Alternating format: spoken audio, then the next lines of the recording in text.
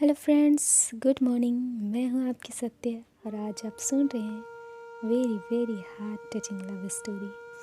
तो आइए सुनते हैं आज की कहानी। आदित्य पढ़ने में थोड़ा एवरेज और लड़कियों के मामले में थोड़ा कच्चा था। उसकी मुलाकात 11th स्टैंडर्ड में खुशी से हुई। खुशी पढ़ने में अच्छी और अपने फ्यूचर के बारे में बहुत सोचने वाली लड़की थी।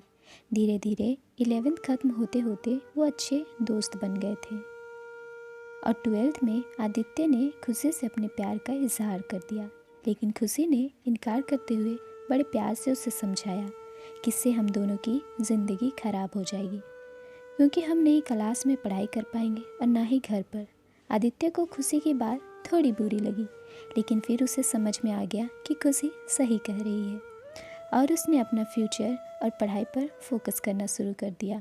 और अब आदित्य किसी भी लड़की से बात नहीं करता था, यहाँ तक कि खुशी से भी नहीं, क्योंकि उसे लगता था कि वो जब भी खुशी से बात करता है तब उसे अच्छा नहीं लगता था, क्योंकि कुछ दिन पहले तक खुशी उसकी क्रश थी और आज वो उसे रिजेक्ट कर चुकी थी।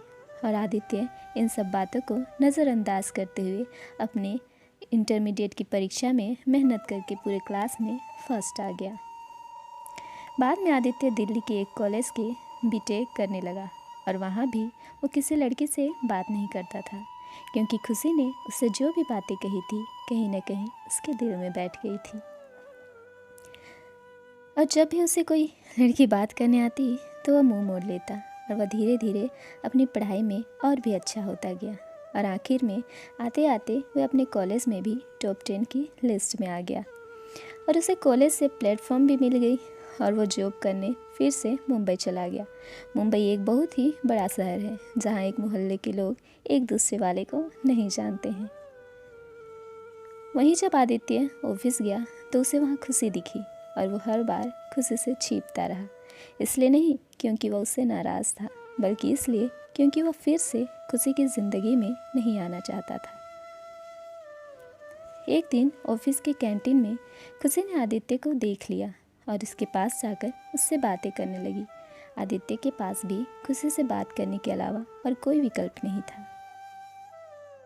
दोनों के दिल में पिछले 4 सालों से जो भी दर्द था उन्होंने एक दूसरे को बताया और खूब सारी बातें की। खुशी ने उससे बिछड़ने के बाद अपने सफ़र के बारे में बताया और आदित्य से उसके बारे में पूछा,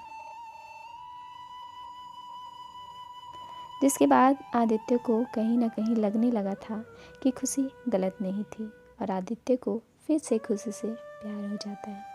कुछ दिन बीतता है और दोनों की दोस्ती और भी गहरी हो जाती है और एक दिन अचानक आदित्य खुशी से बात करते करते उसे अपने प्यार का इजहार कर देता है, लेकिन खुशी फिर इनकार कर देती है। और जब आदित्य उसे इसकी वजह पूछता है तो वो बतलाती है कि उसकी शादी तय हो गई है और 1 महीना बाद वो ये जॉब छोड़ देगी। जब ये बात आदित्य को पता चली तो वह एक बार फिर टूट गया, जिसके बाद वो अपने आप को संभाल नहीं पाया और एक चिट्ठी खुशी के लिए छोड़कर चला गया। और खुशी उस खत को पढ़ती है जिसमें लिखा था, डियर खुशी, मैं तुमसे बहुत प्यार करता हूँ, लेकिन शायद तुम मेरी ज़िंदगी में नहीं हो, इसलिए तो मैंने तुम्हें 2 बार खोया है। कोई भी इंसान इतना बदनसीब कैसे हो सकता है कि अपने प्यार को 2 बार खोए। मैं नहीं जानता कि मैं तुमसे दूर रह के जी पाऊँगा कि नहीं, लेकिन अगर तुम्हें किसी और से शादी करते देख लूँगा तो पक्का जी नहीं पाऊँगा। इसलिए मैं तुम्हें और इस शहर दोनों को छोड़ के जा रहा हूँ। शायद तुम मुझे भूल जाओ, लेकिन दूसरी बार मिलने के बाद मैं तुम्हें कभी नहीं भूल पाऊँगा। मैं भगवान से प्रार्थना करूँगा कि वो तुम्हें और तुम्हारे होने वाले पति को हमेशा खुश रखे। तुम्हारा प्यार, आदित्य।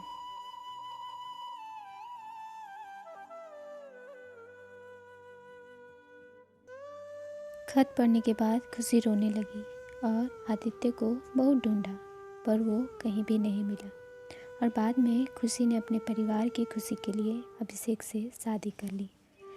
लेकिन खुशी को आज भी यह बात हमेशा सताती रहती है कि आदित्य कहाँ होगा, किस हाल में होगा। यहाँ तक तो उसे ये भी नहीं पता कि आदित्य जिंदा भी है या नहीं, एक तरफ खुशी अंदर ही अंदर घुटती रहती है। हमें ये तो नहीं पता कि खुशी ने 12th स्टैंडर्ड में या जॉब टाइम पर आदित्य को ठुकरा के गलत किया या सही, लेकिन आदित्य ने ये साबित कर दिया कि वो खुशी से सच्चा प्यार करता था और इस बात का एहसास शायद अब खुशी को भी हो चुका था। इसलिए शायद आज तक खुशी अपने आप को माफ़ नहीं कर पाई। तो दोस्तों, ये कहानी कैसी लगी आप लोग कमेंट पे ज़रूर कमेंट करना। और हाँ, अगर कहानी अच्छी लगी तो सब्सक्राइब कर देना और बेल आइकन को प्रेस कर लेना। मिलते हैं हम नेक्स्ट वीडियो में, तब तक के लिए अपना ख्याल रखना। Bye bye.